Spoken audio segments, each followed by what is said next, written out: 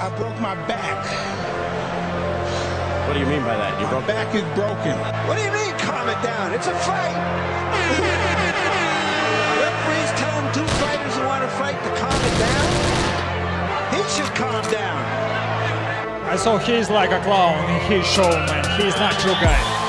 Because Tyson Fury's back, and all you motherfuckers are under attack.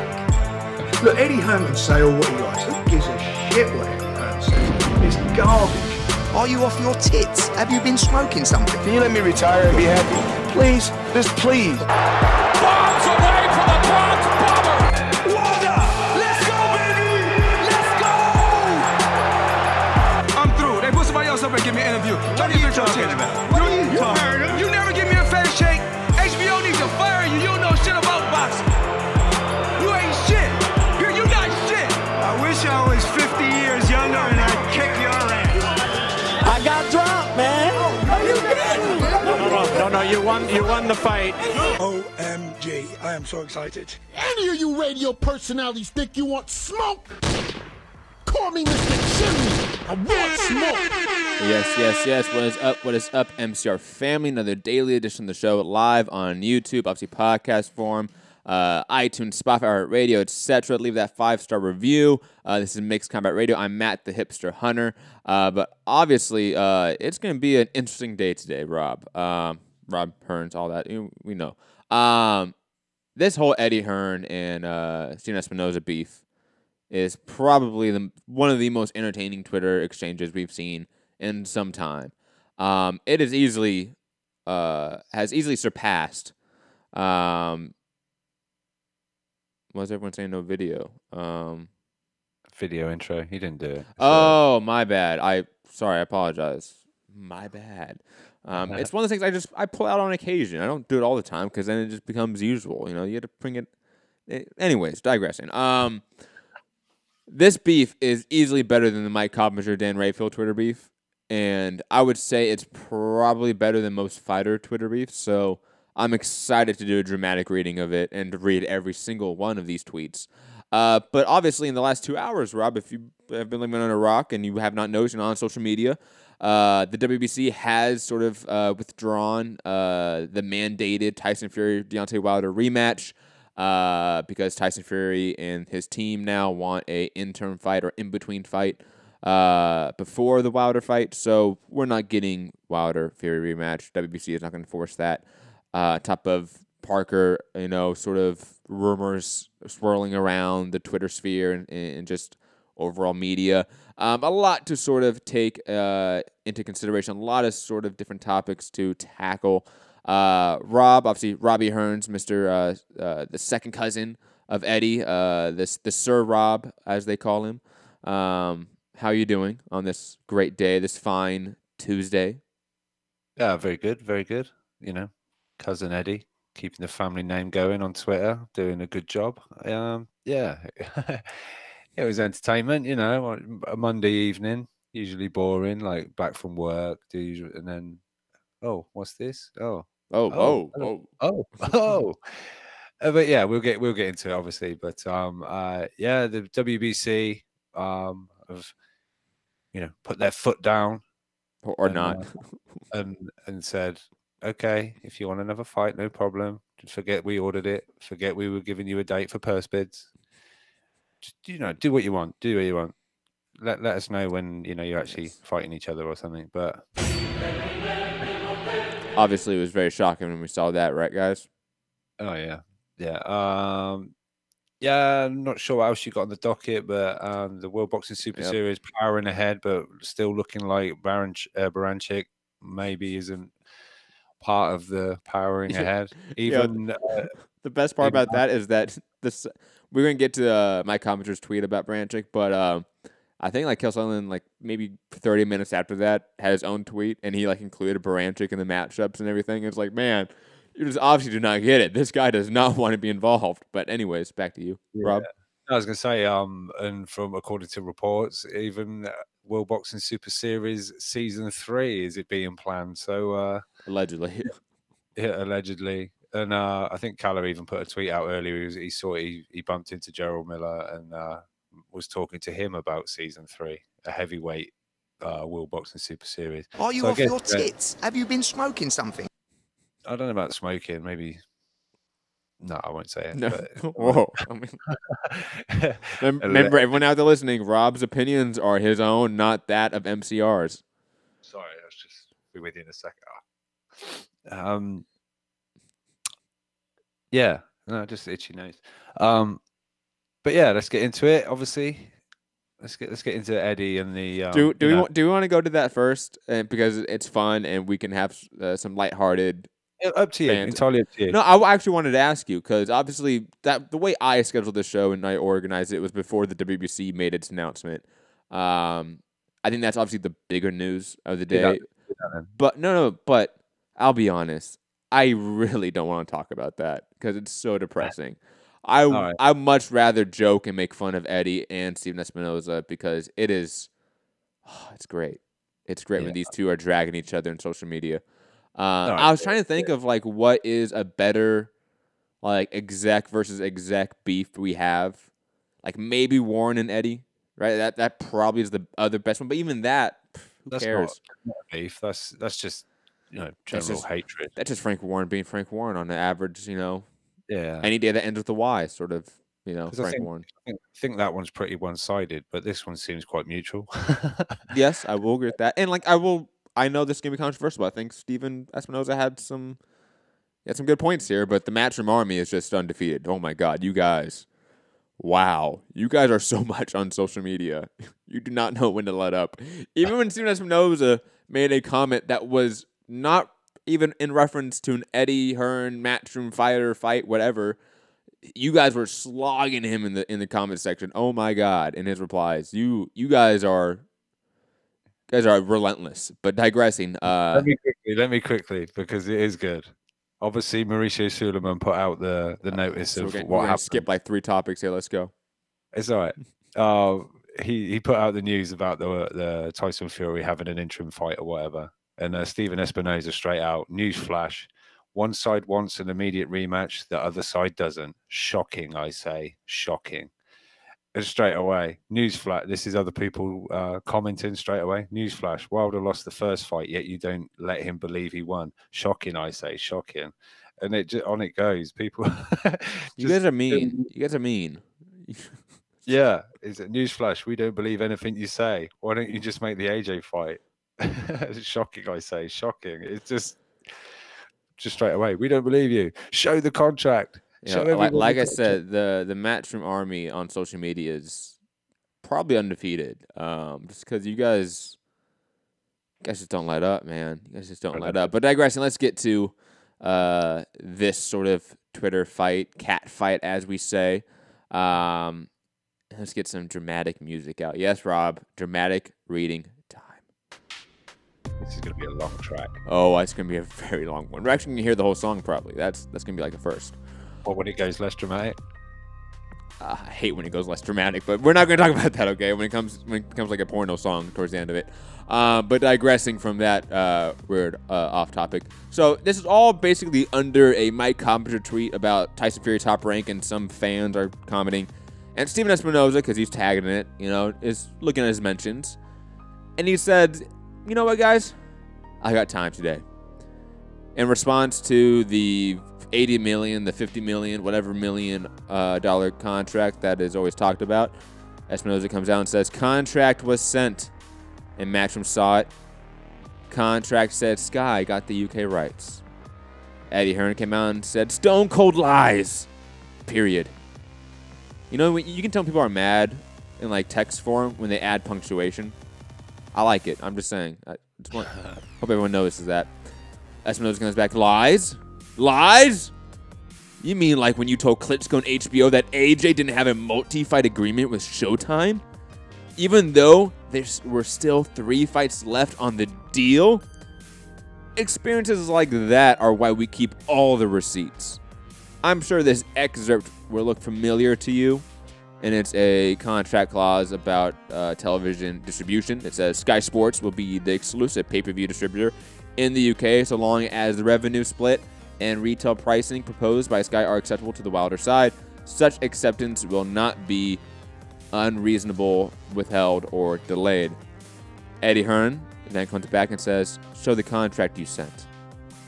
Espinoza comes back, never said I sent it, and then that's where this starts falling apart. I felt like he had a really good, right? Like, Rob, he was winning.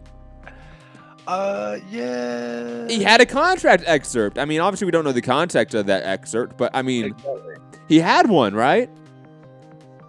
Then he's like, no, wait, actually, I never sent it. Wilder sent it, and you confirmed receipt. Then he adds an article from ESPN with the quote, Hearn told ESPN that he had indeed received the offer by email from Wilder's personal account. ... Keyword offer. Yeah, there's a lot of word changes going around here. But anyways, I jumped in on it and was like, so wait, is it an offer or a contract? I'm confused. Even I jumped in on this. I was like, well, wait. then it also, like, you go back a while ago, right, when this all went down.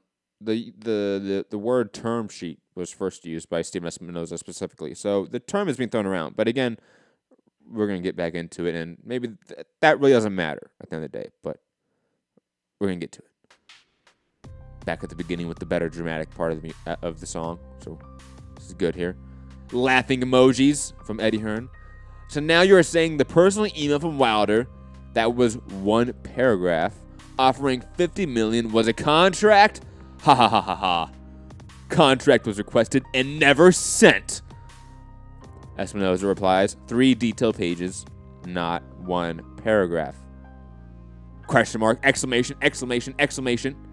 I repeat, despite requests, we never received a 1-page, 3-page, or 50-page contract. If I'm lying, then show the contract you sent. Espinoza replies, again, never said I sent the contract. Not the great way to start off your rebuttal. And I'm not going to expose private business arrangements in a Twitter discussion. You already kind of did. Yeah, I mean, that's a weird line to take at this point. Considering your attempt to deny AJ's 6-fight Showtime deal after just 3 fights, it's not surprising that you won't remember this one either. Or either, depending where you're at in the world. Hold on, that reminds me. Rob, in the UK, either or either? Both. Okay, just curious. I wonder if that was like a UK difference, like into the US, like if we pronounce it different. Just wondering. Totally off topic conversation. Yeah. No, I might say like, yeah, I don't know either. Or is she going either? I don't know. No, I use both, I think. It's just however it rolls, I think. Okay, switch hitting over here. Oh, yeah. Great timing on that song, too. Eddie Hearn replying, you aren't going to expose private business arrangements on Twitter, but you don't mind discussing AJ's previous confidential contract. You are a beauty. Anyways, I'm glad we cleared up that contract was never sent. Espinoza didn't release anything that wasn't already public. I mean, that contract excerpt wasn't public. I will say that. Other than your failed attempt to ignore the agreement you already entered into. You didn't answer the question. A 3-page contract was sent. You said it wasn't. So what do you call the 3-page document that you received? Question mark? No. Farthest from Eddie. No, a 3-page contract was never sent. Again, very specific on the words here, right? Contract, document, offer, all being intermittently changed throughout this conversation. Read my tweets. Not 1 page, 3 pages, or 50 pages. You lost AJ because you ran out of money. You know that. Oh, that's damn. Hold up. Damn. Rob. I mean, are you gonna let your man Eddie get away with that comment? Really? What, ran out of money? Yeah. I mean, I know, like that's the one thing I was like, Eddie, like you don't need to say that because it's just they just increased their budget by like 2 times. Like, what do you mean they're running out? They literally increased their budget twice. I wonder if he means ran out of money as in you couldn't afford AJ anymore. That's the way I maybe read into it. Because clearly, because I think Espinoza comes back like we ran out of money, yet we put on another 9 events. I doubt that's really an issue because it's still the network that put on Mayweather fights and had to pay him hundreds of millions of dollars. Right? Like, again, I'm finding this fun, but I want to point out that one narrative that Showtime is bankrupt because I've seen that echoed a lot. that's just patently false. And, I mean, you can make fun of Espinoza and be on Eddie's side without repeating that line in particular. That's all I'm saying. Because, I mean, this is laughable. But I do just want to bring up the fact that I think the only thing scheduled so far on Showtime schedule is it Lara this weekend coming and Shields. That's it. Whereas other places, they're into got things scheduled from May, April, into June and things like that. And a lot is now seems to be going over to Fox. But I suppose I'm not saying, again, I'm not sort of suggesting that that backs up the theory. I'm just saying. Then what are you saying? Well, just before we had Showtime, had put out that whole gathering of everybody there that last year or whatever, and it was very impressive. That this is happening, that's happening, this fight's happening, this. I don't know, and it's being spread out now. Al Heyman's obviously got commitments to Fox as well now, and it just seems Showtime are getting a little bit less than they were, obviously. I largely agree with that sentiment, but it's also completely separate from the fact that Showtime doubled their budget last year. And extended. I think it was a 3-year deal with PBC, right? I think they extended their deal for 3 years, something like that. So, again, of all the things to say, like that one is just patently false. Again, and to say like they can't afford AJ, they afforded Mayweather. Like money is not an issue with Showtime, which is owned by CBS. Like that is. I'd be like saying ESPN is bankrupt. It's like, okay, that's just not true. There will be after Fury Jennings. Ooh, good point there. We're going to get to that. But let's get back to the dramatic reading because that's always what is most important here. And plus, I get to start the song over. Where was I? Oh, right here. Because he ran out of money, you know that. You also don't have one of the top 3 heavyweights under contract. I get you are under pressure, but don't tell Porky Pies. Have a nice day. See Espinoza? The fact that he said Porky Pies is great. I'll be honest. That's either a UK / old person term. Because, like, if somebody my age threw out that term to me, I would either not know what you really are talking about, and then I have to, like... What was that, Rob? Porky Pies lies. Cockney, you say to your kid as well, don't tell porkies. Same thing. My parents have never said that to me. But then again, I live in Los Angeles my whole life. They probably stopped watching Porkies. Anyways, like that was just like the one thing I'm like, like Eddie, you were good, but like Porky Pies, not really the most hip term to use there, Eddie, when you're when you're the young promoter. Just saying. UK loved it. I know, that's why like UK loved it, but like for me, I'm like, okay. Espinoza, LOL, ... Added a few dots there just for dramatic effect. The lies continue. You're quite creative. You don't dispute that you received a 3-page document with deal terms, but you don't consider it a contract. ... Just like you don't consider the AJ multi-fight deal contract until you got legal advice telling you otherwise. Eddie then replies with possibly, I think... the greatest yeah, tweet. I mean... When you can use a GIF of yourself, that's boss shit. I mean, Espinoza can as well, but he just didn't. It's unfortunate. Again, probably just because he's an older gentleman. Eddie saying, I guess you aren't going to show the contract, the one that doesn't exist. Your AJ issue, he's gone, mate. As Elsa said, let it go. Let it go. Come on, Rob, sing with me. Let it go.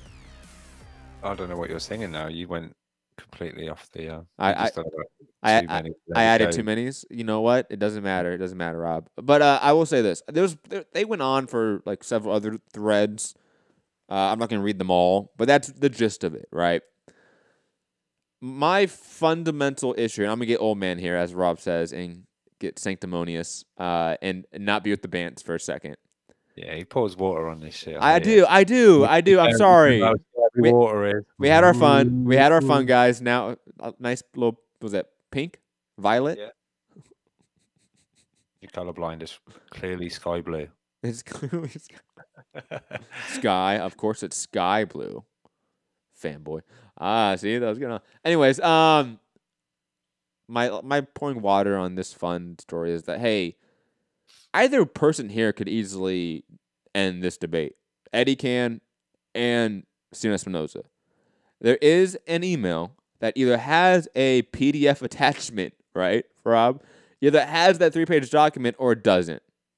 And all it would take is somebody to screenshot that, blur out, censor the usernames, whatever like confidential information you need to blur out, and just show us whether that document exists or not. And that ends this debate. Espinoza could do that on a dime. Eddie can do that on a dime. Why aren't they? Because this is building up an AJ fight, baby. It's going to build up an AJ Wilder fight for 2021. It's them counting the checks and counting the dollar signs. It's all natural buildup. And I'm not saying they're in cahoots with each other, because some people, when I say these things, think that I'm saying it's some grand conspiracy. No, they just are self-aware to know, hey, this is promoting. We are promoting the AJ Wilder fight whenever it does happen. And bravo to them. And all the fans that are trying to pick a side here, realize you are part of the grift. Like, they are grifting you to eventually pay your money for the fight, which we're all going to pay for regardless. That's why it's funny. Like, we don't need this promotion. Right? We don't need this. I think the fight sells itself at this point. But hell, I mean, we have Eddie Hearn, which is he is what? The best promoter in boxing right now. So, of course, he's going to take every opportunity he can to promote his fight and a future fight that's going to make him, his company, and his fighter mega millions. And Espinoza's just as smart, in my opinion.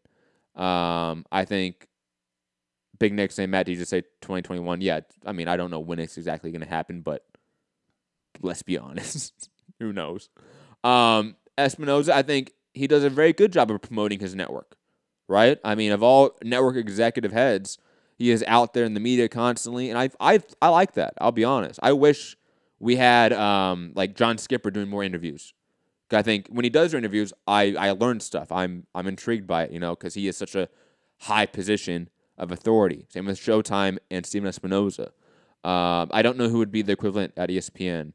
I'll be honest. Whoever's above Aram and actually is the ESPN head. I forget the person's name. But like, I would like to see them in the media more, and we don't. So I'm not going to discredit Steven Espinoza being out here on Twitter trying to promote his network and his fight. Rob, I know you want to get back to the bants or make some serious points, but that's my soapbox moment of the day, guys. Realize when the grift is happening. That's all. Yeah, look, first of all, for me, Eddie, if we're going to pick a winner of it, I think Eddie kind of won it. And I think Eddie can't prove it. What's he going to show? An empty, empty inbox? Yeah, no. The email exists, Rob. What do you mean empty inbox? That's not the issue here. Like, everyone agrees the email exists. It's whether there was a contract or a document in that email. So he could show the Wilder email and block out the information. And if the contract's not there, if it doesn't exist, someone actually did say, like, imagine there's the little paragraph on Wilder, and further down there's a PDF. It's attachment and it's unread. Yeah, some funny tweet. Somebody said that on Twitter, and I was dying. I'm like, oh my god, that would be hilarious. But hey, I mean, everybody saw that and then went, hang on a second. Yeah, let me check that. But no, Eddie can absolutely prove that he is right. He can prove it in an instance, because the Wilder email is not in dispute. It's whether there was a document in that email. He says the one paragraph email, like, Eddie in this thread is admitting there's an email. That's not in dispute. It has never been in dispute. But again, this is almost, is it a contract or is it this offer? Because he said at the time that it was an offer from Wilder saying 50 million for the Joshua That's a fight, separate debate. That's a separate debate, I think, Rob. Because again, Eddie is not saying, oh, there's a 3-page document, it's just not a contract. He's never saying that in this thread. No. He's clearly saying there is no 3-page anything. Espinoza, you were lying. Yeah. There's only a paragraph that mentioned 50 million, and that's it. And there's an email that either has only a paragraph on it or it doesn't, and it has more. And either party could just, boom, show their hand and say, hey, I'm right or I'm wrong. And it's that easy. On the other side of the coin, imagine they think they've sent this and they're all adamant, and it stopped and it's still in the outbox. It's like a draft or something. So, but look, the thing is, a lot of this, there's a whole bunch of like, almost like Espinoza either out of the loop a little bit or kind of whether he's been caught in a lie, because in different periods and different articles from different members of Team Wilder, like Finkel said, yes, Deontay Wilder has sent Eddie an email offer, but a contract has not been sent until they agree.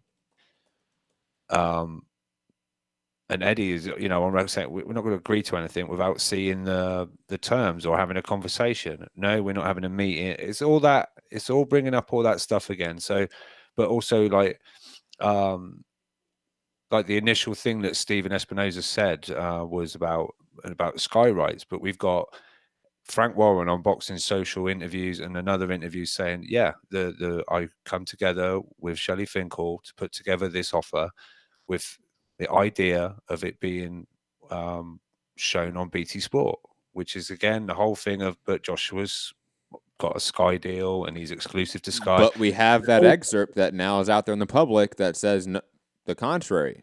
Where does that excerpt come from? Did Steven Espinoza went on Word or Pages and quickly type that up?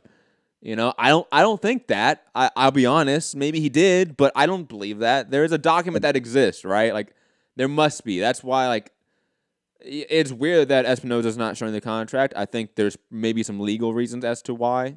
Potentially, I'm not a lawyer, so I'm not going to delve into that. But maybe, yeah. But as it's not been signed, or it's not a legally binding anything, is it? No, so, but the wording is sort of more confidential. That people don't need to, I guess, some of the wording in it, or well, just similar to.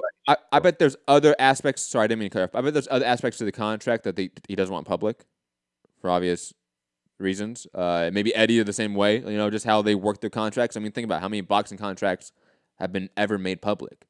Yeah. I don't know of any. And of like MMA contracts, I only know one UFC contract that was ever made public. And that's because they went to court and it was found in the discovery phase. So like that's what it took for us to find that information out. So I doubt Espinoza and Eddie are going to just willingly throw out a contract and show the world how business is done. I just doubt that. But again, like I say, the whole thing is a bit cloudy because of Stephen Espinoza saying a contract was sent. Eddie's saying there isn't. But he walked that back. It's an offer from Wilder. It's suddenly it was an offer from Wilder. Then it was a term sheet, and now it's which is it? It's all. Well, again, Espinoza walked that back. It's like, look, you don't want to say it's a contract. That's fine. What is it? Does that document exist or not? And Eddie never really answered him. Because Espinoza willingly gave him that. Like, hey, look, it's fine. It's not a contract. You can call it whatever name. Does that document not exist? And Eddie said no. It doesn't. Right? Am I wrong in that? And again, I'm not saying one side's right or the other. I'm just saying, look, who cares? If you're looking for one side to be right in this argument, you are fundamentally misunderstanding what you are witnessing with this debate. We're never going to officially know because neither side are going to show anything, I guess. Because Finkel built it in at times. He was on, do you remember he done a press conference and he said, look, I've got emails. I can show you everything, this, that, and the other. And we've never seen those. And I think Eddie was like, well, show them then. Show them then. I've got nothing to hide. Show them what I said. It's all, I don't know, but it's all promoting. It's all promoting. Because, look, Eddie, you don't think Eddie and Espinoza are going to work together at some point in the future? Of course they are. Right? He might send his dad after this one. but I think again, I think they're very self-aware people. Like Espinoza, Eddie Hearn, to me, of executives in the sport, they seem two of the most self-aware of their position, of the sport, the landscape of it, the business side of it. They seem, am I wrong in that, Rob? They seem probably the most on top of it in a way. I think they know what this is. This is driving up interest. At the end of the day, that is good. It's good for business.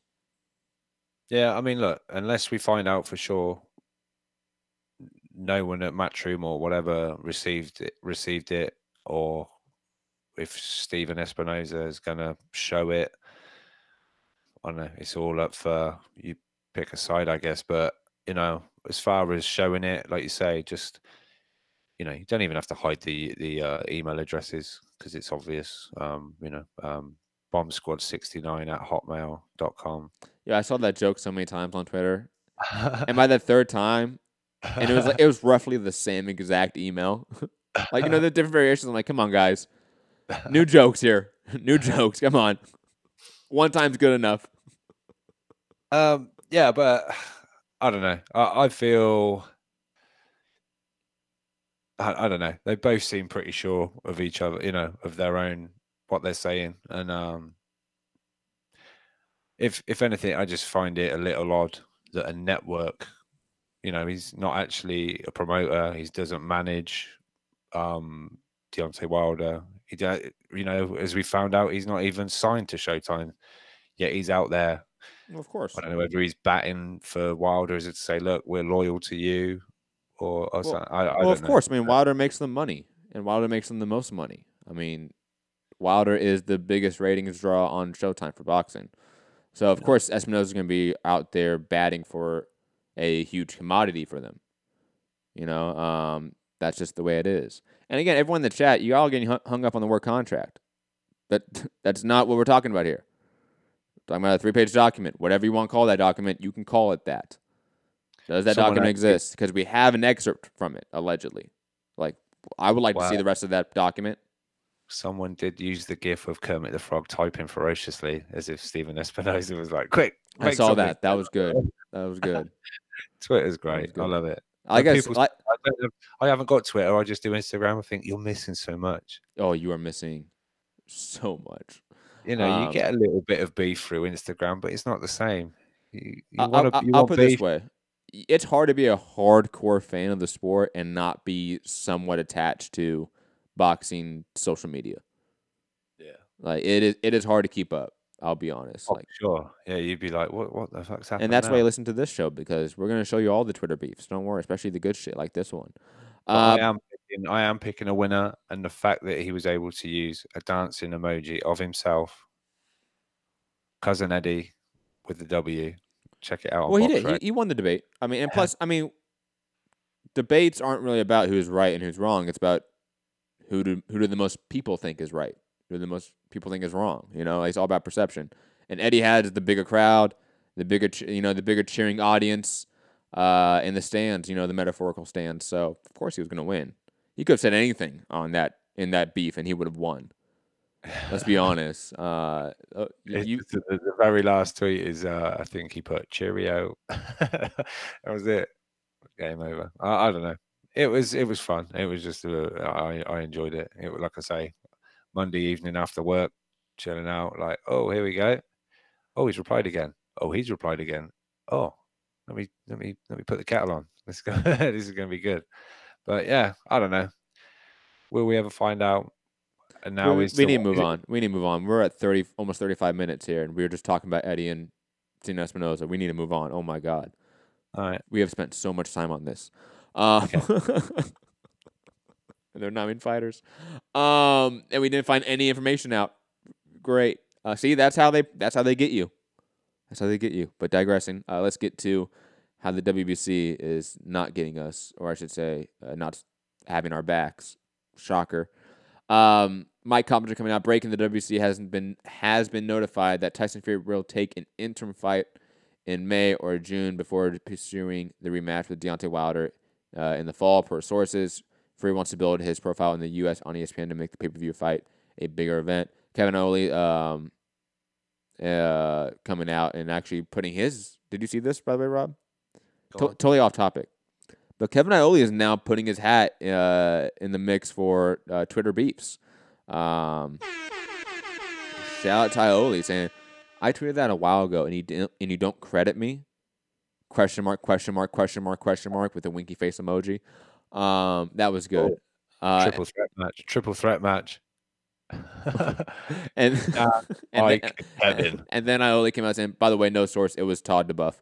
But anyways, I like the little beef there. You know me. I'm petty. But on top of that, Mauricio Suleiman came out and said at Bronze Bomber versus Tyson Fury is officially not happening. The World Boxing Super Series, not World Boxing Super Series, the World Boxing Council or WBC Boxing has received communications as our process. And while WBC champion Wilder confirmed its willingness or his willingness to fight the rematch, Fury will take on another fight with expectations to do a rematch at a later date. And quickly, just so we can touch all of these points, that is all around the same time this article comes up in the New Zealand Herald saying Joseph Parker versus Tyson Fury. It could happen if the money is right, by Patrick McKendry. Go read that article. And obviously just, again, furthering the rumor or information or idea that a Fury-Parker fight is inevitable and probably going to happen before a Wilder fight. And but then the main thing is, I was going to say, the main thing is Wilder took it well, right? Oh, and you just got to that. Obviously, it was 4 days ago, Fury went on Twitter, or I think either right before this deal or right after the deal, and said, I will fight anyone in world boxing. Don't use boxing politics as an excuse not to challenge me, the lineal heavyweight champion, bronze bomber, ESPN, Frank Warren, all that fun stuff. Now Wilder has decided to come out and said, you sorry motherfucker. We knew you only said this because you knew he wasn't fighting me next. Hashtag clout chaser. You requested a warm-up fight first. Laughing face emoji. I don't blame you, though. I probably would, too, if I saw my brain splashed all over the canvas. Hashtag timber. Hashtag bitch. Hashtag run ho run. Hashtag no smoke wanted. Imagine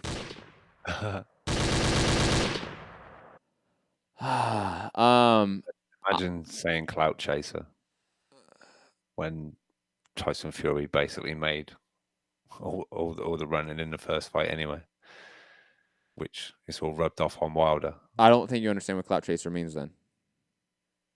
What clout is he chasing? Like U.S. money, I would say, like U.S. TV rights. Like he's like chasing like U.S. viewers. But anyways, digressing. I think that's a weird point to start off with, Rob. I think it's clear that even if you are a Wilder hater, you got to be on Wilder's side here, right? Like the WBC, everyone's come out and said, hey, look, we, Tyson Fury, we, ESPN, do not want to fight Deontay Wilder next. We want at least one more fight before that and fight at some later date. I don't know how we can then say that Wilder is ducking or then shit on Wilder. And if you do that, you're just kind of a dirtbag person, honestly. Like, I will go on that ledge. Like, if you see this and go, man, yeah, Wilder the dosser. Yeah, what a bum. Yeah, he's ducking. It's like, who are you? Like, do you have any concept of reality? I think this is just an unfortunate situation. Like, we don't get the fight. That blows. Fury doesn't want the fight, obviously. He wants in-between fight. ESPN wants that. On top of it, the not World Boxing Super Series, I keep saying that. WBC are too toothless to do anything about it, too concerned with sanctioning fees to do anything about it. Similar to the WBA, how we talked about it earlier with the Machado fight and the Davis fight, right, being in the same state, same night, right? It was a way to get 4 sanctioning fee paychecks instead of 2, right? That's what this is. The WBC, the reason why they aren't going to enforce the fight is because now they're going to make a sanctioning fee from a Fury versus whoever fight and a Wilder versus whoever fight as well and make 4 paychecks instead of 2. And that's why the WBC won't do anything. It's sad, when the sanctioning bodies and the regulatory bodies are technically the entities that should be pushing the sport in the better direction are the ones that are actively hurting the sport. It is quite depressing in a way, Rob. Because I think if the WBC forced the hand here, I think ESPN, Bob Arum, and Tyson Fury would have relented. I think they would have bent to that. I think they would have taken the fight. But they didn't. They have no pressure. There's no push for them to do that. This sucks. Like, this really sucks. I mean, we already sort of knew this was going to happen, but the one hope we did have was the WBC, which we should never hope for, but that was the last line of defense to make this fight happen, and they completely tucked tail and ran from their responsibilities, their duties. Shame on the WBC. Shame on Mauricio Suleiman. Shame on Bob Arum, Tyson Fury, and everyone over there for not wanting this fight and to wanting to marinate it. You can make as many Oscar Rivas, Brian Jennings, Joseph Parker fights, Kubrat Pulev fights you want with Tyson Fury. None of that's going to make a Deontay Wilder fight bigger. Like, marination is actually hurting the division right now. Rob, that's my soapbox moment second soapbox moment of the day. Your thoughts on this whole clusterfuck? Tyson Fury, ESPN, WBC, all again clusterfuck. Go. Yeah, I mean, Fury done an interview with IFL and Coogan, and he sort of said, Coogan asked him, "What's happening Tuesday? What's happening Tuesday?" And he said, "Well, purse bids, hopefully." Very confidently, and this, that, and the other. So I don't know. I don't think it's a good look on Fury that this has sort of happened.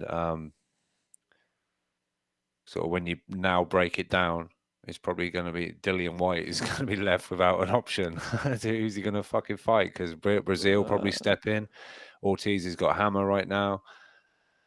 Joshua Miller, Fury. I mean, could Dillian White do the unthinkable and leave Eddie and go over to ESPN as he, flirted himself out there? Could we see Fury Dillian White? I don't know. I mean, that would be in this scenario where we now live, where Wilder Fury is not happening, right? Like, it's unless Wilder gets a new offer from ESPN that he likes, because I don't think he should sign that 5-fight deal that does not guarantee him the Fury fight till his third fight or something like that. I think that's a bad offer. If we don't get, again, like I said, Wilder signed to ESPN and we live in this world, that is probably the best case scenario, is that Ortiz goes to ESPN. Not Ortiz, sorry. White goes to ESPN and fight Tyson Fury. But come on. I know. I know, but it's just, it sucks, man. Like, I'm upset here. Like, play the Drake song. Like, I'm upset, like, it just sucks, man. Like, there's times where I really hate this sport. I'm using that word in its exact Webster's, definition meaning. I hate boxing today because of shit like this. Because we have a clear rematch that should happen, right? There should be no barriers to this fight. And yet, every week, every month has passed, and we've received more and more barriers to it. And it just sucks. It's depressing. I don't know how it works within the sanction body, but obviously, I think the World Boxing Council, WBC, could have.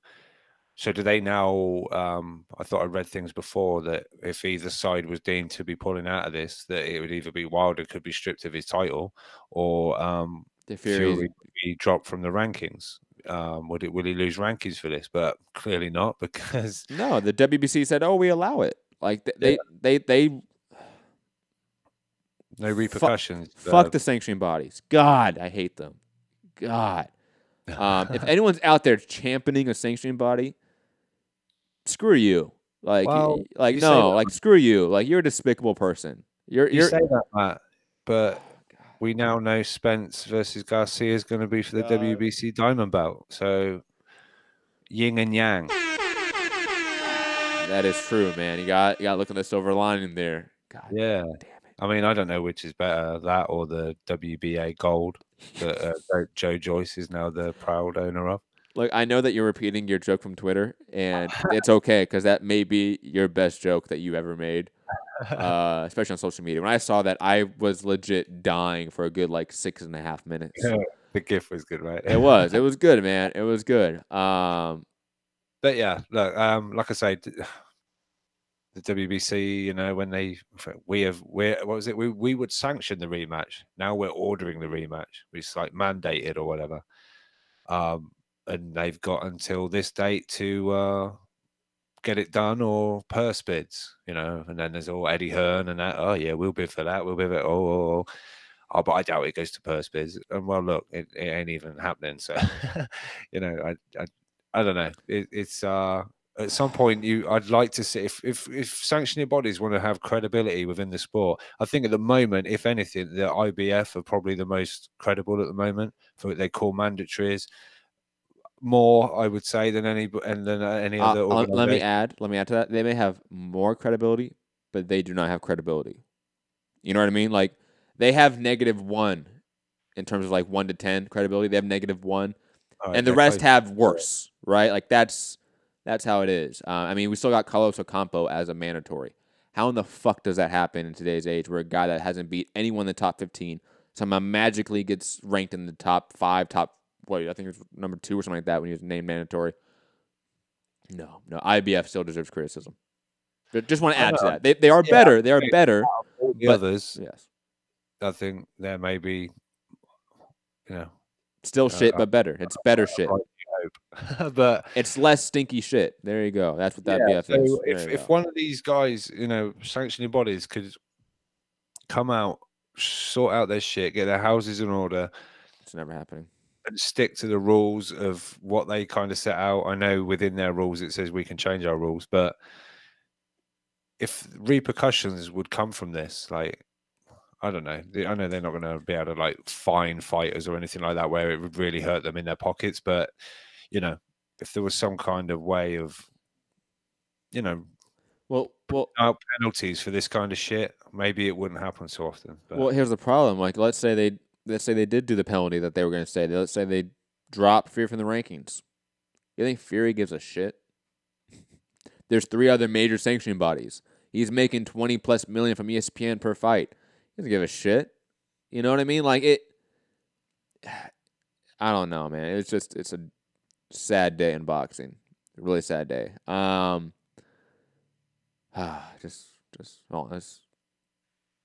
It's just a bad day. I don't even know how to add context that makes this seem happy. Like to add silver lining to it. And again, the people that are championing like the ESPN deal or offer that Wilder was given, saying, "Oh, like he will still get the Fury fight maybe in a second or third fight." Like it's okay. Like really, you're gonna settle, and that's why we continue to have these scenarios where promoters and networks know they can rip the fans off because we let them rip us off every fucking time. Every time we let them do that. It's ridiculous. Very quickly, interestingly. Oh, right. Interestingly.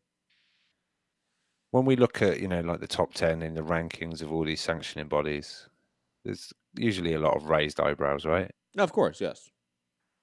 Do you want to know the IBO top 10 rankings in the IBO heavyweight division right now? I guess you're going to tell me. No, number 1, Tyson Fury. Number 2, Dillian White. 3, Alexander Povetkin. 4, Jarrell Miller.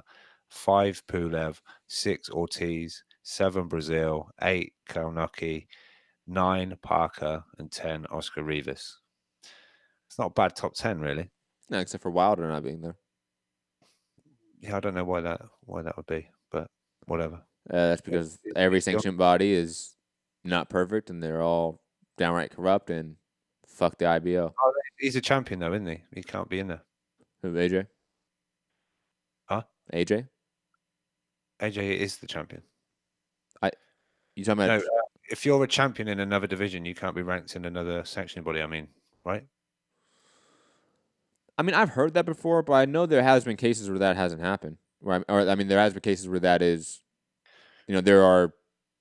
Because Triple G was mandated to Canelo, right, by the WBC, but he was a champion of like the WBO or whatever, and obviously not ranked in the WBC. But to do right by the public, they ordered it, and then Canelo went fuck that and dropped the belt, right? I believe that whole situation was fucked. I'm trying to remember it. I remember like Canelo gave him the bird and told him just to go away. That whole situation at the WBC in that fight was a mess. But digressing, we don't need to stay on this very depressing topic. We have a confirmation of a story we talked about, I think, either this weekend or last week, Rob. I forget when we actually talked about it. But the story, Rungs VI versus Estrada fight rematch, TJ Doheny versus Daniel Roman. Jesse Vargas also on the card. That's all now confirmed. I think Anthony Sims Jr., Scott Quigg, for April 26th at the Forum in Carson, California. Actually, a really good card. Let me try to get credentialed for that one probably. Yeah, I'm excited for that card. It's a very good card. I think DAZN have put together a real nice one there. I think two, great main event, a great co-main event, and some other, decent names on there. Looking for, obviously Jesse Vargas. We saw Eddie Hearn on Instagram with him and Jesse and Jaime Munguia. Let's make this fight, How's Will it? we see 154? I don't know, but it'd be interesting to see Jesse at 154. Don't know. I wonder who that opponent's going to be for that debut in that weight division. I don't like him at 154. I'll be honest. I don't like that at all. I think it makes no sense, and I think even the Kell Brook fight he loses. So shout out to Jesse Vargas. I think he's sort of going to be a B side to the names on DAZN, so to speak. But moving on, speaking of World Boxing Super Series, since I keep mentioning them when I shouldn't be, it's because I think I have them on my mind. Obviously, because Regis Prograis, Kaylee Raylick, Donaire, obviously Tete fight was announced for April 27th. I think we reported that again, this weekend or last week, right, Rob? We reported that aspect to it. But then my commentator has come out and said sources, no great progress has been made toward keeping Ivan Baranchyk in the tournament. One name being considered to step in and replace him versus Josh Taylor, Ricky Burns, who, like Taylor, is Scottish. Obviously, that fight and that event is for May 18th. In New Way is going to be on the card against Rodriguez. And on top of this, for World Boxing Super Series news, Phil J over at World Boxing News.net, I believe. Yeah, WorldBoxingNews.net, interviewing Kel Sutherland. Basically, Kel saying that Season 3 is being planned, blah, blah, blah. No weight divisions are being talked about, but they're talking about heavyweights. They said that last season. He says he's going to sue Baranchyk if he doesn't stay in the tournament. So, Rob, how do we feel about, A, World Boxing Super Series continuing? Are we done being worried about these cards not happening, and it's really just Baranchyk that we have left? Or should we still have concern, have some sort of worry factor when it comes to the rest of the fighters, the rest of the events? And on top of that, sort of the side question, what is going to happen with Baranchyk, in your opinion? Do you think he is going to leave? Do you think he's going to get sued? Do you think he stays? What are your overall thoughts on World Boxing Super Series and its developments over the last few days? I think we see it come to a conclusion now. It does seem to be, I've totally now disregarded when World Boxing Super Series tweet anything or Calla Sutherland tweet it. If more like a Mike Coppinger or someone who's actually speaking to these camps and stuff, whatever. I think we're getting somewhere nearer the truth. Mm-hmm. Obviously, Baranchyk and Taylor was announced like a month ago, maybe even like air quotes announced as done and confirmed or whatever. But I don't know. Is he? At the minute, still doesn't look like he's going to be doing it. I know Ricky Burns has been mentioned as a stand-in, but it's not really a lot of good to Josh Taylor. I think he was looking for world titles to come out of this World Boxing Super Series, but I guess it's a good fight in Scotland, Ricky Burns and Josh Taylor. It's something the crowd might like, but I think there's an element of like, he's going to pick up a title along the way. He's been fighting up there and doing good numbers and a real good support behind him. And people think, he's ready for that, strap. But yeah, I think we do get to a conclusion for this now. Providing money's in place for this round and going into the finals, it's yeah. Yeah, who knows if after these semifinals, when it comes time to start scheduling the finals, if this all starts rearing its ugly head again about fighter pay and it not happening. I would imagine they would have been all teams would have been now requesting some kind of assurances and some sort of escrow, something. Yeah, because of like, yeah, we might get paid the first time, but don't like what I'm hearing about these other guys not getting their money. I want to make sure my money's here. I've committed, maybe 2-3 fights of my career in this tournament. under the proviso I was going to be making some good money out of it and potentially coming out of it with 1 or 2, maybe 3 titles. But so I imagine they've looked to get some kind of document or contract or whatever to help back up any future problems, because I don't know where the Baranchik thing is going to lead to, whether he's got something in writing that can say, look, you said I would have this money on such a date and it didn't arrive. And World Boxing Super Series, whether they've got some kind of document to say, you signed up for this is in the contract, and now you're breaking this part of it. Quickly, just to add to it, Sutherland is saying that the money has been paid, that's all been cleared up. The only issue left is the location of the fight. That's what he's alleging. I don't know if it's true or not. But he's alleging that this fight being in Scotland is what Baranchik ultimately does not like, and why he doesn't want to have this fight. Whether that's some sort of promoter ploy to like try to embarrass a fighter into a fight, as that happens, in a very common way, I think, in combat sports. I don't know. I don't know if there's validity to that. Sutherland's been saying the fight's been official for months, and Baranchik's been saying no, it hasn't. So I don't know if he's really the most reliable sort of narrative to look at right now, to be honest. But Rob, any other thoughts on this? Because I'll be honest, I don't have much. I don't have much thoughts on it. I think the whole Baranchik thing is still a huge question mark. If anyone's threatening legal recourse, make sure you get your own lawyers there. Baranchik, I hope he does.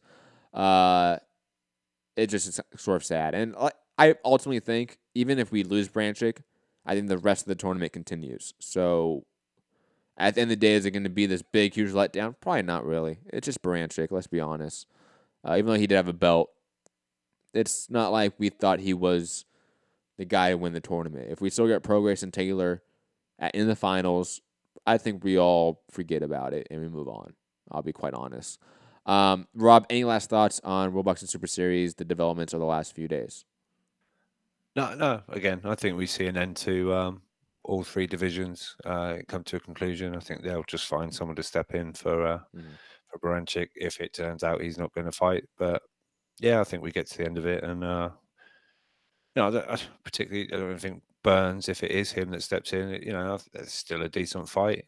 Josh Taylor and Burns. I know Burns is not the Burns maybe he once was, but he's still in there and doing his things, and it's a all Scottish affair to get the crowd sort of pumped. And it's a little tiny like passing the torch moment for Scottish boxing. Ricky Burns.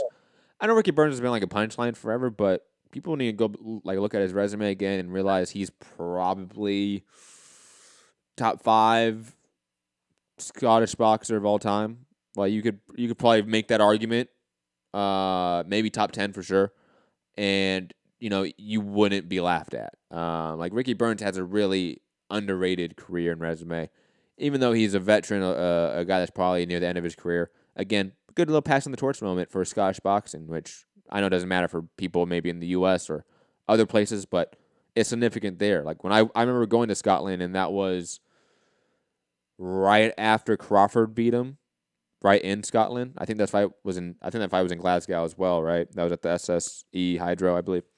I remember asking people about that, and the Scottish were upset, man. You guys were really upset about Ricky Burns losing. Like, he matters to that country, so I think it's a good fight. Even though it's not as good technically, competitively as a Baranchik fight, I still think there's some significance to it that I can get hyped for. No, I agree. I think it's still a decent name. I mean, Josh Taylor, relatively young in his career anyway, so it would still be a decent name on the resume going forward. But yeah, I think it'd be pretty bummed that it's not Baranchik for a world title. But what can you do? Exactly. What we're gonna do? Maybe you can force him to fight, but can you? If you know what I mean, you're gonna, or you're getting sued. Mm-hmm. Yeah, that being sued is always a big threat. I listen to that. We're gonna go to some callers though before we go to some other topics. 816 Who are you and where are you calling from? If you want to call in, 323-870-4051. Press 1 to get in the queue. If you're international, call in via Skype, add Mixed Combat Radio on Skype. All the information is below on the screen or in the description below. 816, who are you and where are you calling from?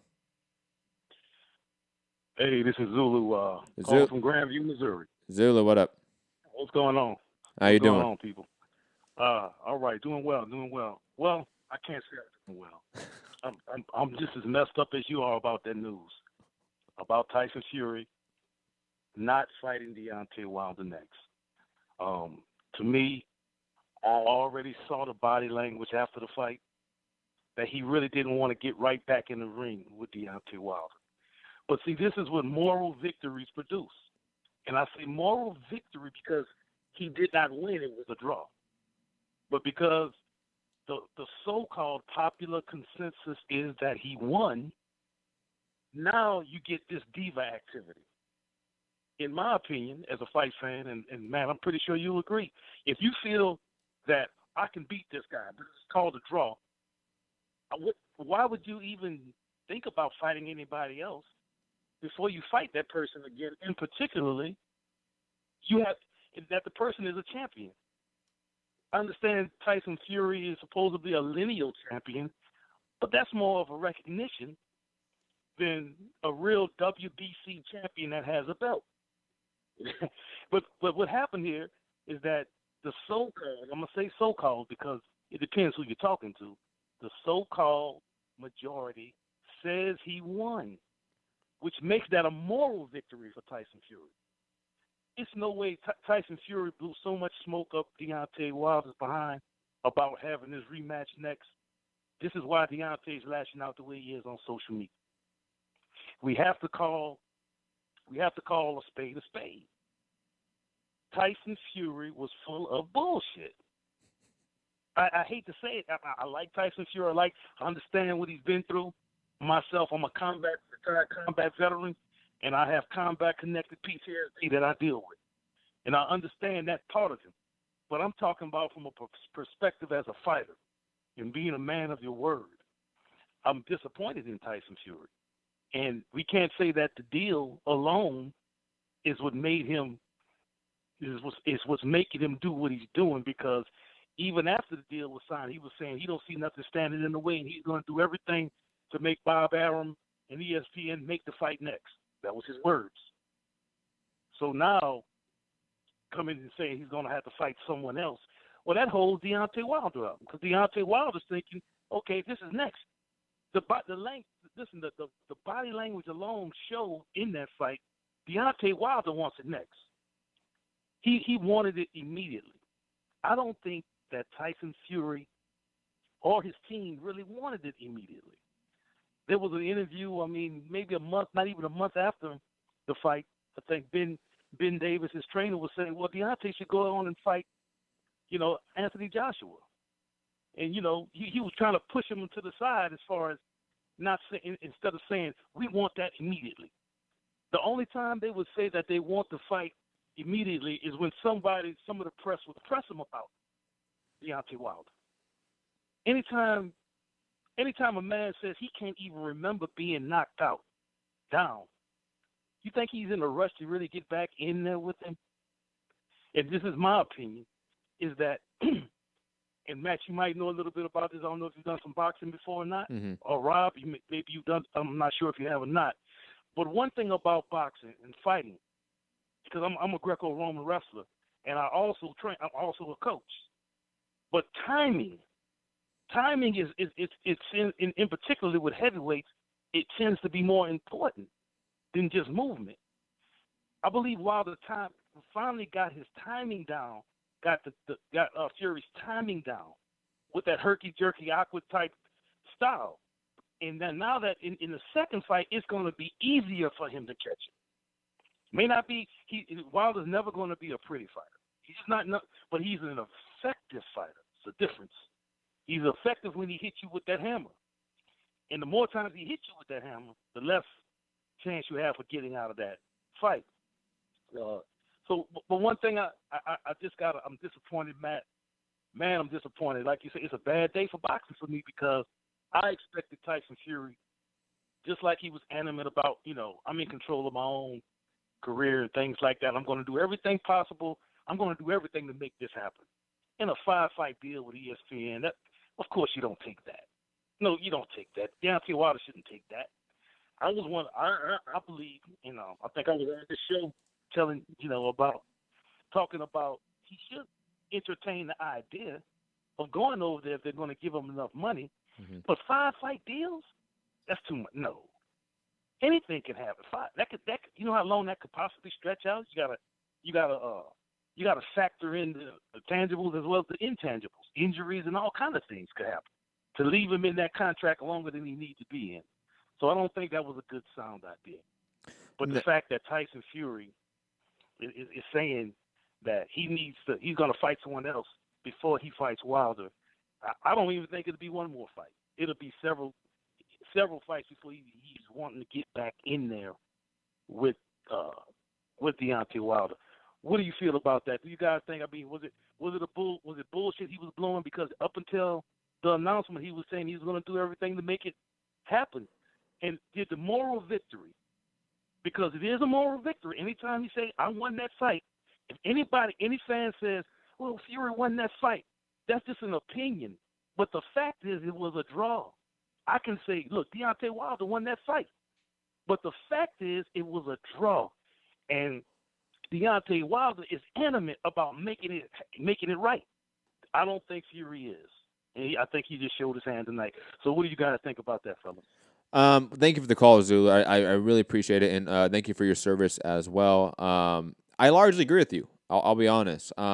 Especially, like I said, this with the whole Eddie Steven Espinoza thing. Like they could easily end that debate in one screenshot, but they don't. Tyson Fury, at any point in his negotiation with ESPN, could have said, "Hey, look, I'm going to sign with you guys, but my first fight's with Deontay Wilder." And you're going to give him a one-fight deal, maybe with the option of the rematch, right? You're going to make sure he's happy, and we're going to make this fight happen. But don't worry, you can get me for your 5-fight deal. Tyson Fury could have done that. He obviously was valued enough to get a $100 million deal from ESPN. I think he had enough clout and enough leverage to go, hey, look, I love the deal, but the first fight's Deontay Wilder. I got unfinished business there. And then you got me for 4 more fights where I am now the WBC champion. I think Fury could have done that. And he didn't. I don't know if it's because he doesn't want the fight. I don't know if he is just letting Frank Warren conduct his business, or MTK conduct his business for him, and he's just, hands off with it. I don't know how, again, how hands-on he is with the business and the negotiation with this deal. But he could have done this. Frank Warren could have done this. MTK could have argued for that. But none of them did, it looks like. And that's highly unfortunate. I mean, would he have got the deal had he done that? I think so. That's my point. I think he would have. I think Bob Arum came back with the deal whenever they decided on the money and the amount of fights. He said, look, first fight's going to be either this guy, this guy, or this guy. That's what we're thinking. And the second or third fight, that would be the big Wilder rematch pay-per-view. How you guys think about that? And Frank Warren and company signed the dotted line and was like, okay. I don't think there was any really pushback on that. I didn't think, again, speculation, pure speculation, right? My gut feeling is that it wasn't really thought about in my mind. I don't think Frank Warren, Tyson Fury, MTK, again, whoever was really controlling the negotiation process, who was really leading it, I don't think they thought much beyond, wow, this is a $100 million 5-fight deal. You know what I mean? Because again, like I've said this before, like a year ago, none of these fighters get these deals. It's just a year ago. I think when as an athlete and a guy that came back from what he did, and on top of that, his team, especially Frank Warren, I think looking for that big next player, right? Because let's be honest, Frank Warren is struggling to compete with the Eddie Hearn, Matchroom, Sky Sports conglomerate. And the U.S., obviously, Eddie Hearn is trying to make a mark over here. What's Frank Warren really trying to do over here in the U.S.? I think Tyson Fury is that one big chess piece he has. So he saw the big ESPN deal. It's ESPN. I don't think there's a lot of thought around it, to be honest, to then leverage that to a Deontay Wilder rematch off the rip. Again, pure speculation, but that's my gut feeling on why that did not happen, why my dream scenario did not play out. It wasn't because it can't happen. It's because I don't think it was really thought about.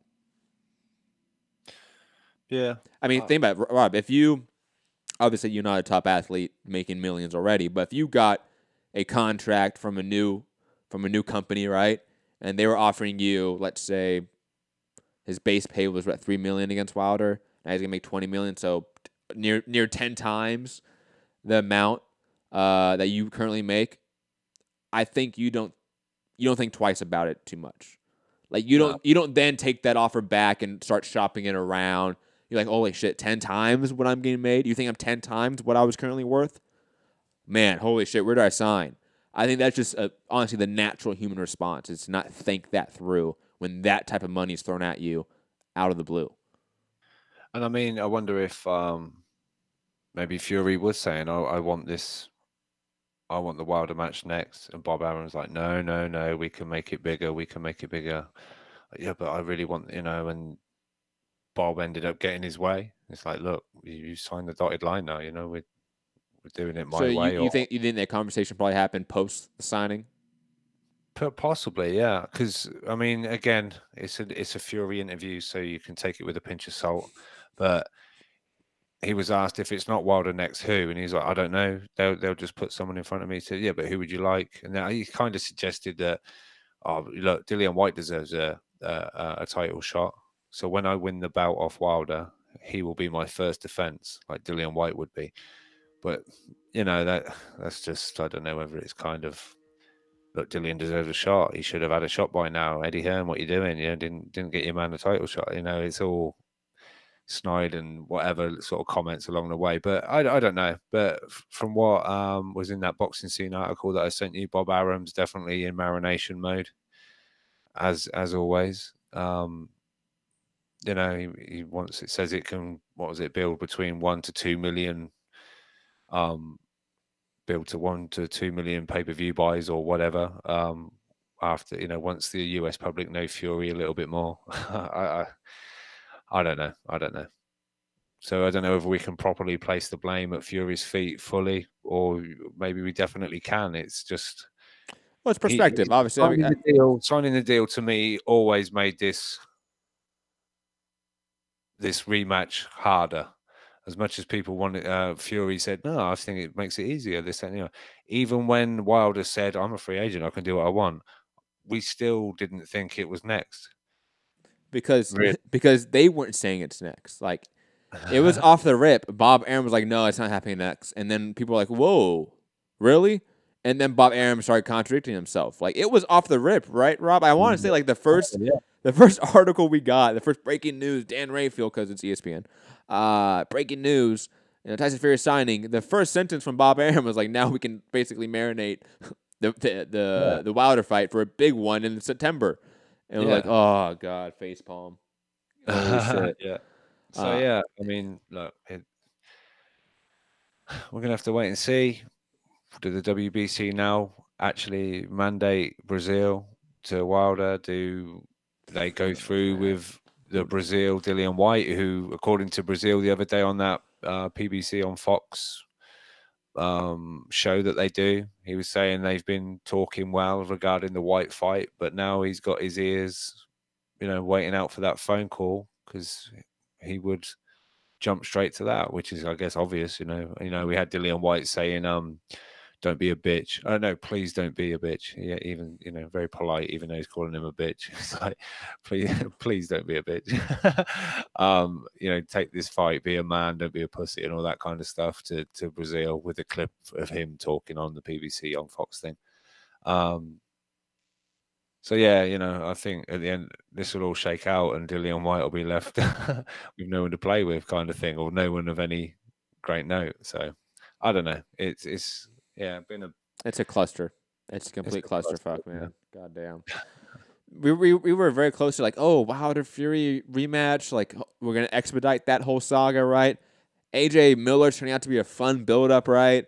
Like, oh, division's looking great, guys, right? And then it was like, nope. Let's just fuck it around a little bit more, guys. Let's not have the fights you guys want. Joshua Miller is shaping up to be the most significant heavyweight fight of 2019, and that is sad. That is sad.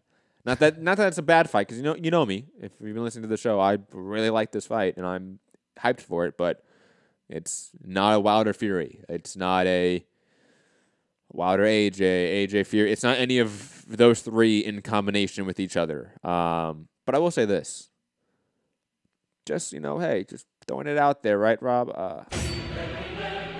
I wonder if, because of this ESPN deal, Fury's now like the Terrence Crawford of the heavyweight division. Like, that might end up happening.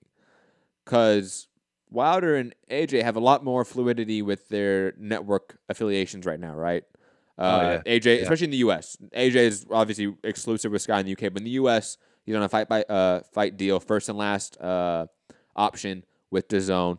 And obviously Wilder can seemingly do what he wants, but that's sort of been in question.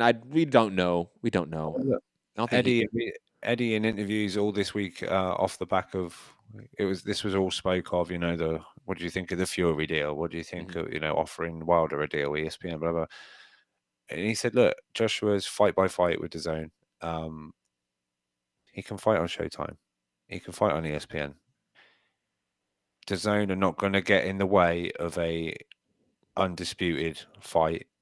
Whether that's been made clear from Joshua, if the fight can get made, I don't give a fuck where it is. I'm having that fight. But he said DAZN do have last and first. And he said, to me personally, I believe DAZN will pay the most money anyway. So if that's we don't need to get into that aspect particularly. But again, just fight by fight deals with both of them, right? If I'm Wilder, I say fuck the Fury fight right now, because that's not next, right? No matter how it's being packaged to Wilder right now, it's not next. Maybe you do take like a Brazil tune-up / mandatory, in May or June on Showtime or Fox, and you fight AJ next, right? Like, maybe you just forego the Fury rematch, go straight to the AJ fight. And I think people obviously talked about this before this all went down as what they wanted to happen. I did not want this to happen. I thought Fury and Wilder needed a consensus winner before we had one of them fight AJ. I still think fundamentally boxing is better off if that was to happen. However, with the new timeline of when these fights are going to happen, to wait till Wilder Fury finish their saga for any of those guys to fight AJ is just unrealistic at this point, probably. Wilder's 33 years old, 34. He can't wait 2 years to make a Fury fight, and then make another 2 years to make an AJ fight. Why not just go straight for the head? Why not go straight for the biggest name after this Miller fight? It makes a lot of sense from a business, sort of art of war, Sun Tzu strategy. If I'm in his camp, I'm telling him, look, just go take the Brazil fight. Go knock this guy out. It's going to be easy. Brazil is slower than Joe Joyce. Let's be honest here.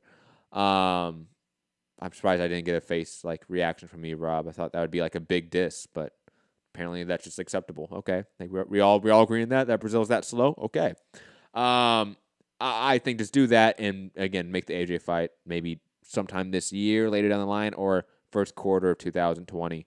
That might be the best case scenario right now. And now we have Fury off fighting the Rivases, the Jennings, the Parkers, and the Pulevs for his 5 fights. But what you've just said is basically Eddie Hearn's new mantra. He's saying, if I'm Wilder, I say fuck Fury. I'm agreeing. I'll take the undisputed fight. And he said, and he's even throwing it at Al Heyman's feet, saying, Al Heyman, famous for power moves. I like your Eddie impersonation. You have the right inflection and the right sort of tempo. You got it down there.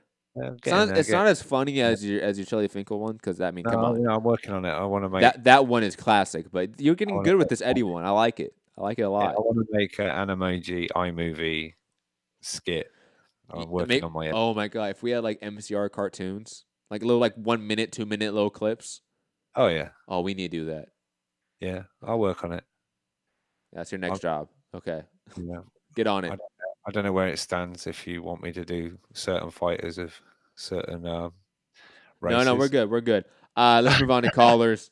Let's go to Unrivaled Boxing Talk and News on the Skype machine. Let's not get into that rabbit hole. Unrivaled Boxing Talk and News. What's good? How you doing? What's good? Oh, yeah. I'm okay. I'm pissed off a little bit, just a little bit pissed off. Not like completely furious. Just annoyed enough at the idea that Tyson Fury said that he was going to prove that British people don't pull out of fights or duck fights like Anthony Joshua. And now what's he done? As soon as he's getting the same type of money as Joshua, he pulls a runner. So, I mean, complete contradiction of himself. In all honesty, let's be real. Joshua Miller now is looking like the biggest fight of the year for the heavyweight division anyway, which is kind of sad. But what's really sad is, Matt, you used a term a second ago that actually killed me in my heart and in my soul, and just as a human being, and that's Wilder takes this tune-up / mandatory. Since when the fuck did a mandatory become a tune-up? That's so disappointing. It's true though, right? Like it's true. Am I wrong though? No, it is true. Okay. But that killed me inside to hear that, because I didn't really think of it like that. Because I'm kind of used to saying, oh, Brazil, he's a top 10, 15 heavyweight, isn't he? Yeah. He's a tune-up. That's how far behind the rest of these heavyweights are. And it's not like Wilder's the greatest heavyweight of all time. He's not. He's no Marciano. He's no Lewis. He's no Ali. He's no Tunney. He's no Dempsey. But he's all right, isn't he? He's decent. Yes. Yeah. He'd beat Ingemar Mario Johansson, but George Foreman would kill him. Yeah. You know what I mean? Yeah. Okay. So tracking. he's okay. He's pretty decent. But when you think about it, a guy who's your number one mandatory, a top 10, I think he's ranked number 10 or just outside number 10. He's been ranked in the top 10 by Ring over the last couple of years for heavyweights. And this motherfucker's a tune-up. So who else is a tune-up? That's sad. That's devastated me. The only thing I would argue is I don't think Joe Joyce is a lot faster than Brazil. I think just marginally faster. That fight might last 3 minutes, but they won't replay any of it because they'd be afraid that it might bleed out into the next round. So that's a very slow thing. But Wilder should fight Brazil. He should get his mandatory out of the way. But who the fuck is Tyson Fury going to fight? On PBC, not PBC, on Top Rank. Brian Jennings? Yeah. What other heavyweights do they have there? Oscar Rivas. Can anybody tell me? Oscar Rivas. Oscar Rivas, are you sure he's he's Top Rank? Yes. Yeah.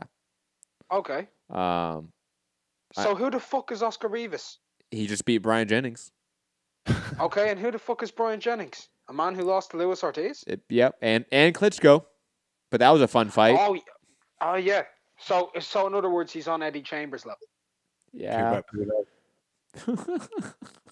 Joseph Parker. So he has the same resume as Eddie Chambers. Yeah, that's a good comparison.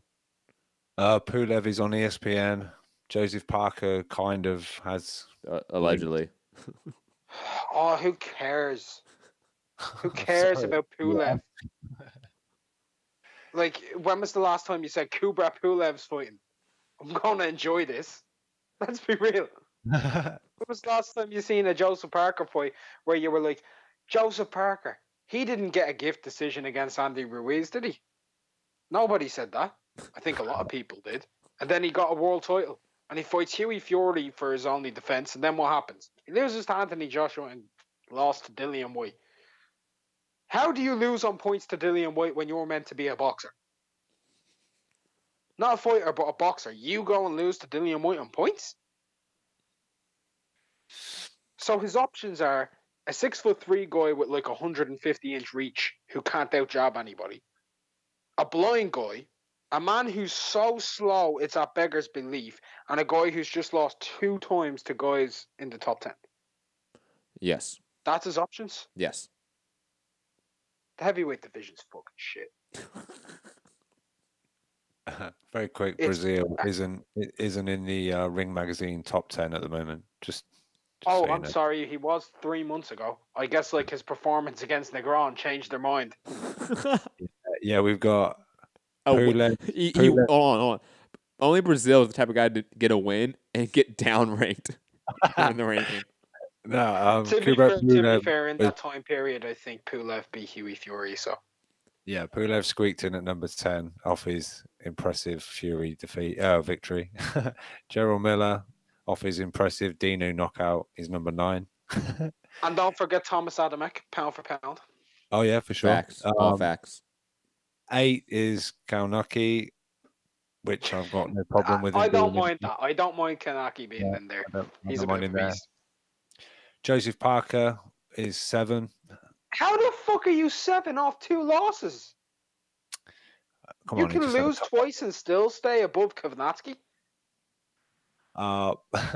Yep. Povetkin is 6. Lewis Ortiz 5. Yeah. Povetkin gets rocked by David Price and nearly lost. If the round was like 30 seconds more, he could have lost to Price. Gets beat by Joshua. Number 6. Who's number 5? Lewis Ortiz. Yeah, Travis Kaufman obviously gives you a place inside the top 5. Yep. Yeah, I think. Or a Brian Jennings win from 5 years ago, man. Come on, respect. I don't know. If he takes out Christian Hammer, he could make top 3. Facts. Dillian White 4. Makes sense. Fine. Wilder it makes 3. sense because so far he has the best resume. That's sad. Wilder number 3, Fury number 2, Joshua number 1. So Fury wasn't ranked in the top 10, comes back, beats a guy who was so good they had to name him twice from Albania. And then he goes and beats like Pinata and gets a draw with Wilder, and he was unranked, and he goes ahead of Wilder in the rankings? Yes. Hashtag logic. Yeah, makes perfect sense. Yep. Even though Wilder beat Lewis Ortiz, who they have ranked 5. Yep. Okay, and Joshua, like his resume, it's fair enough. He's the only one with an actual resume, isn't he? Yeah. Yeah. I mean, let's be real. Fury outside hit the Klitschko win. What's his best result? A draw with Wilder. Chisora. That's the truth, yeah. Yeah. Christian Hammer. Yeah. Wilder, his best victory outside his best result apparently is a draw with Fury, but beating Lewis Ortiz, whose best win, as we've said, is Brian Jennings. But who's Wilder beat other than that? Spielke? Yep. To help us. Yeah. Yeah. Old Areola when it didn't matter that much. But on a consolation note, Wilder has been in the list longer than any of the others. It's 276 weeks. He's been in the Ring Magazine top 10 sense. On the list. It makes sense. Yep. He has the longest career out of all of them, except Fury. Jason Gavin wins. That gets you and Ortiz. Anything else? Anything else unrivaled box talking news? We do have other callers. Yeah, I'll just say one thing, guys. If you're a fan of boxing right now, and you're supporting one person over another, or whatever, please just think about this for 1 second. You're supporting guys to not give you the fights you want, and you're defending them in their actions. Just think about it. Have a good night. Have a good night Peace. as well. Later. Let's go. Also in the UK, in London, Coach Mitty. Hopefully he's not asleep this time. Mitty, Yo. Mitty. Yo. Mitty. Okay, moving on. Oh, man, 513 dropped out. Damn. That means we have to go with this caller now. God damn it. God damn. Rob, I'm not ready for this, man. Who is it? NC double fucking A? Jose. Oh. From Canada. Jose, how you doing? Yo. What up? What you doing, Jose? What do you want to talk about? Man, you put me after that bum Mitty, man. That's not nice, man. Plus that other guy there, man, that Scrooge McDuck there, whoever that was, he was doing well, man, until he started talking these pyramid theories and these fucking snakes and ladders traps, man, trying to compare resumes. I think any smart person could have seen this, man. Of course Fury wasn't going to take the fight. Why would he take the fight? Fury fights what, every 5-6 years he'll fight somebody notable? So why would he do back-to-back wars? It doesn't make any sense at all, man. So of course he had a great result against Wilder. It was obvious that he was going to fight a tomato can or two. I'm just surprised that people who cover this sport and invest so much time, energy, and focus into it, how you guys couldn't see the writing on the wall, man. It's just lack of vision. Of course, him taking another fight when he has easy money lined up. Why would he pass up $5, $6, $7, $8, $10 million for fighting guys that are just going to be easy matchups for him, right? I don't know. That's how I see it. I think that now the disappointing thing is that Wilder has nobody to fight, and Wilder is stuck now, kind of holding his wiener in the wind, and he's got nothing that he can actually bring to the table. And now, for all the talk Wilder did, how everyone was a coward and no one took big matchups, he's going to end up fighting absolute bums. And Wilder's going to be left without a dance partner because Fury's going to end up fighting AJ after. And Wilder's going to be stuck potentially rematching Ortiz, and that Ortiz rematch is a dangerous fight for him. And I think if he fights Ortiz, he loses.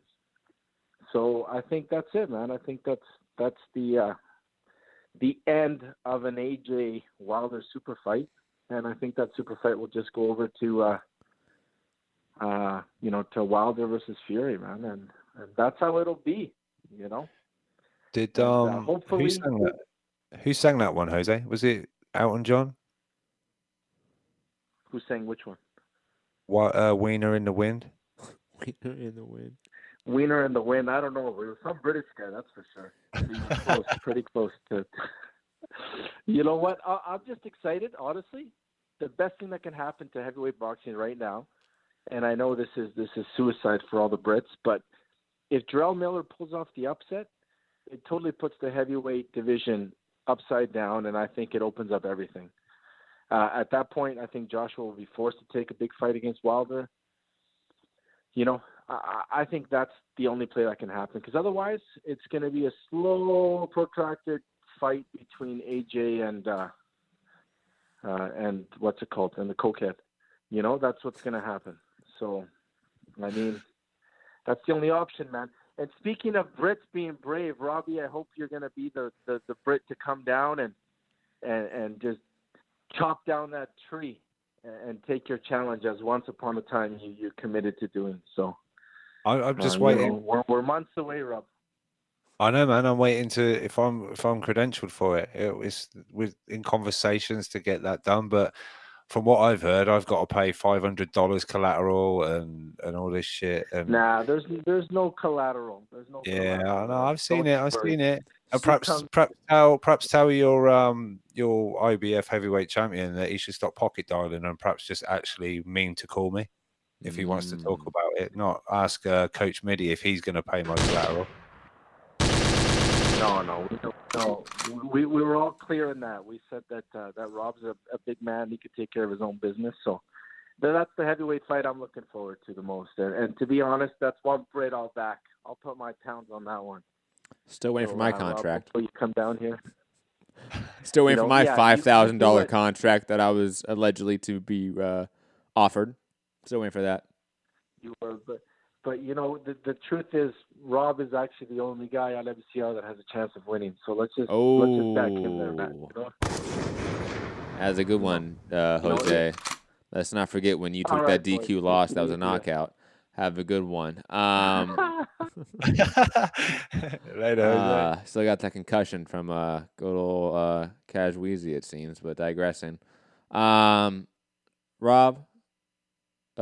do we want to get to the rest of the topics? You know, the minor ones. We should, right? We should. Yeah. We have enough time. We have enough time, and we give more time for callers if callers want to call in. That 513 number, if you want to call back in, feel free to. Let's get to the rest of the topics of the day. Edler Alvarez was obviously he got that big time top ranked deal. It came out post the Sergey Kovalev fight that he may not get that deal anymore.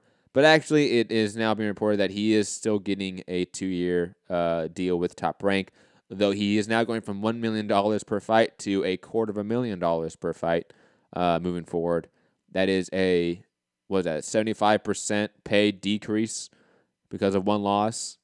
Damn, that is what? I said, ouch. Yeah, quick math right there. Damn, that sucks for Alvarez. But hey, still making $250,000. And I think still is going to be on ESPN, still be around. And plus, with Bivol, is it Bivol or is it Better Eve that's now on ESPN? I keep forgetting. Which on one? ESPN? Yeah, which one made the... Beterbiev. Beterbiev. Beterbiev, yes. And obviously Vajic and everyone else. There are fights to make for Alvarez in that division still at ESPN. So it's good for him at the end of the day. Moving on. I know. I remember that like one of the Bs, Bivol or Better Beef, did move to ESPN. I forgot which one. Hey, it's off the dome. You know me. Sometimes I don't remember everything on the spot. That's why Matt's stats is not 100% right all the time. 82.3% of the time. Crawford Khan undercard. It currently looks like per Gray Johnson over at BoxRec. Obviously, you have the Crawford Khan main event, Teofimo Lopez versus TBA, and we can get to that in a second. Shakur Stevenson versus Christopher Diaz. Felix Verdejo versus Brian Vasquez. Carlos Adames versus Frank Galarza. I like that fight. Vikas Krishan versus Noah Kidd, and Lawrence Newton versus TBA. A lot of, obviously, the prospects being featured. Carlos Adames, Shakur Stevenson, Teofimo Lopez. Still not probably worth the $65, $75, being completely honest. But another name that's now being thrown out there with Teofimo Lopez is actually a Devin Haney. Sports Legend TV. I have no idea who this person is. Marcel Russell. Marcel Russ 2 on Twitter, so you know it's reliable. Saying rumors going around that Teofimo Lopez will fight either real Devin Haney or Jose Pedraza on the Crawford Amir Khan undercard. And Devin Haney quote tweets that with the monocle looking emoji, deep in thought. And then Haney came out later on Twitter and said, "If you're not hearing it from me, don't believe it." Oh. So it does look like it's Pedraza. But I'll be honest, I really liked the idea of a Haney-Lopez fight off the rip. Both guys undefeated prospects. I do like that. I'll be honest. Like that was appealing to me when I first heard that. Doesn't look likely. Still looks like it's a Pedraza fight to be more than likely than a Devin Haney matchup for Teofimo Lopez. Rob, your thoughts on anything that any of the topics right now? Teofimo Lopez Pedraza. That's just as it's a good fight. Just as appealing to me. I don't know. Yes, that's decent enough. I know he's returned from the WBC after, talking to Mauricio Suleiman, saying that I want that title shot. Obviously, there's I think it's Luke Campbell that's in the position as well. So maybe we see that fight. But also, very quickly, Yildirim has flown to see the WBC. How much you bet that Suleiman got extra security? Especially if his manager was with him. Jesus. Don't want him getting Larry. But yeah, obviously going there demanding a rematch with Durrell, which didn't do such great numbers, was it? Did I see that? No, it did really bad numbers. I don't have it up. I apologize, but everything this weekend did atrocious. Like I don't think anything hit above 400,000 views. Even the UFC card, like nothing broke good numbers. Did it show anything for Eubank? Yeah, Showtime. Oh, you mean did that tweet show anything for Eubank? I don't think it did. I'll be honest, but I mean, I'm not thinking that did great numbers. It's a non-primetime UK card with people that aren't champions. Let's be honest. But last topic of the day. Out to Chris Eubank was seen celebrating in the club with his IBO belt. Oh my god, so sad, so pathetic. Last topic of the day. Oh, 513. I was about to go to you. Gosh, he kept dropping off. That's sad. Maybe he doesn't have a good connection. The last topic of the day, and then if 513 jumps on, we'll go to him. If he doesn't, we're heading out of here. Mike Compton saying sources preliminary talks have been held to match Jose Ramirez versus Ray Beltran in a summer title fight. I'll be honest, I really don't like this fight. Like, I fundamentally do not like a Jose Ramirez-Ray Beltran fight. I think it's sort of an easy fight for Ramirez at this point. And if it isn't, it's a huge indictment on Ramirez as a champion if Ray Beltran's able to give him a ton of issues. Even though Beltran picked up a really fun win against Okada in his last fight at 140 pounds, it was also a fight he struggled in. And I think Ramirez should be the favorite, should win in a pretty dominant fashion. And again, it's just a fight that we don't need. It's a total top-rank in-house fight that does nothing for Ramirez, does nothing for the division. It just sucks. It's really unfortunate. I'm just not happy with this matchup. Rob, your thoughts on this last topic? No opinion whatsoever. Great. Were we going to mention just quickly what we thought of the supposed Billy Joe Saunders offer from Eddie Hearn? I didn't see that. Oh, you didn't see that? Did you send? Was there a link? It was, yeah. World Boxing News said. I didn't see that link then. Andrade fight, and then the winner of Canelo Jacobs. But he's fighting Isafita Futu or whatever his name is. He's not taking that fight. Let's just no, we will have to see what plays out, but yeah. It is what it is. We can look into that one and maybe do that subject. But wait, is that correct that Fu's just put that Kevin Ioli tweet in there? 291,000 average 291,000 and 78,000 with viewers aged. Is it aged? Is that what that is? Yeah, 18? Damn. Yeah. All right. Yes, that tweet we're talking about with the numbers of the metrics. It's Kevin Ioli's Twitter account. I shared it on Twitter, so if you want to go see it, you look at my account, Matt Hunter MCR, all platforms. Final thoughts: Eddie Hearn, Steven Espinoza. I like the pettiness. I like the beef. But I know what it is. Like, I'm smarter than you guys think. Just that most fans aren't. And that's why you guys are millionaires. Just being honest. Anyways, WBC having zero spine to force a fight to happen that we want. Shocker. Sanctioning bodies suck. They should always be discredited at every possibility that we can. Wilder Fury 2 is not happening anytime soon, mainly due to Fury, Bob Arum, Top Rank, MTK, and Frank Warren not wanting this fight, as they have clearly stated to the public. Sucks. Kind of a bad day for boxing. But hey, it's okay. We have UFC 235 coming up this weekend. Haha, Rob. So if you want to check out John Jones, Anthony Smith preview and breakdown, go check out yesterday's show with Fugatti. Like I said, you can find me, Matt Hunter, MCR, all platforms. Hit the like button, share the show, subscribe, listen to podcast form, drop that 5-star review. Head over to patreon.com/Mixed Combat Radio to help support the show in any financial way. Robert. Yes. It's final thoughts. No. You know. Yeah, you've got your UFC. I don't care because we've got Castano and Lara this weekend. We've also got Ortiz Hammer this weekend. What else? I was trying to read quick. What's up? Yo, can you imagine, like, What would the equivalent be? What is the worst two football teams in the British Premier League? Or the two worst teams? Oh, I don't know. I could really say a name now and really piss a lot of people off. I mean, like record-wise, not like they're the worst, but like who are like statistically speaking the worst teams? I really don't know right now. I'm not really keeping up with football anymore. Wow. But it would be like saying like, hey, look, like we have FC Barcelona versus Real Madrid tonight on Saturday, right? Imagine we're on Saturday. It's tonight, and you're like, nah, let's watch. I don't know, like Tottenham versus some other team that doesn't matter. Yeah, that's what it would be like. It would be that bad. But yeah, Fury, ESPN, Bob Arams, got their marination out, and we're hold on. I want Unrivaled Boxing Talking News is saying Huddersfield and Cardiff. Yeah, I've never heard of Huddersfield. I've heard of Cardiff, obviously, and their team. Yeah.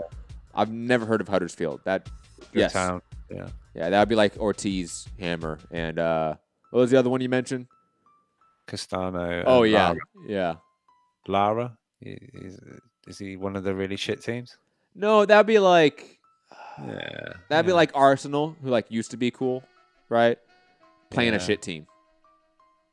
Yeah. All right. Yeah. But anyway, there's a bit of boxing to watch this weekend. But anyway, Bob Arum, marination, whatever. That's fucked up that rematch for however long. I guess, do we get Wilder Brazil, which then leaves Dillian White looking around for an opponent?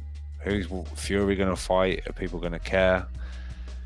All these things all come to something. But as we discovered tonight, is the heavyweight division really on fire? Or is it just about three guys at the top that haven't fought each other yet, really? Or again, or whatever. But Eddie Hearn and Stephen Espinoza, I'd be happy for next Monday for something to get said and it to start up again, just for entertainment's sake. But it is what it is. Will we ever get to the bottom of it, really?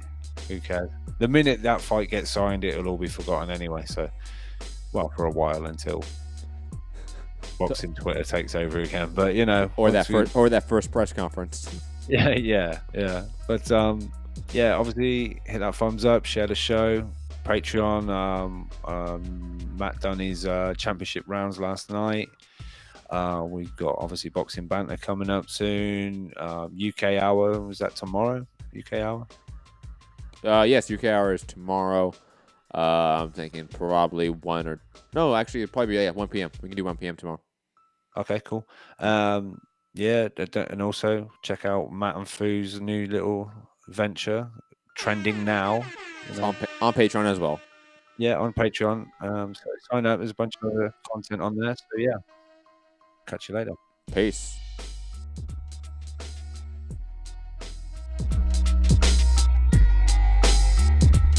If you commit to me, and you get a piece of my heart, and you get my commitment, I'm gonna make you a star, motherfucker. Are you off your tits? Have you been smoking something? I am Phil. I'm very Phil. Just send me location.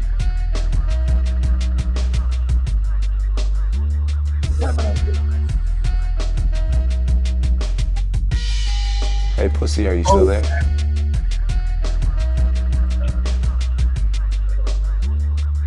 Who the fuck is that guy?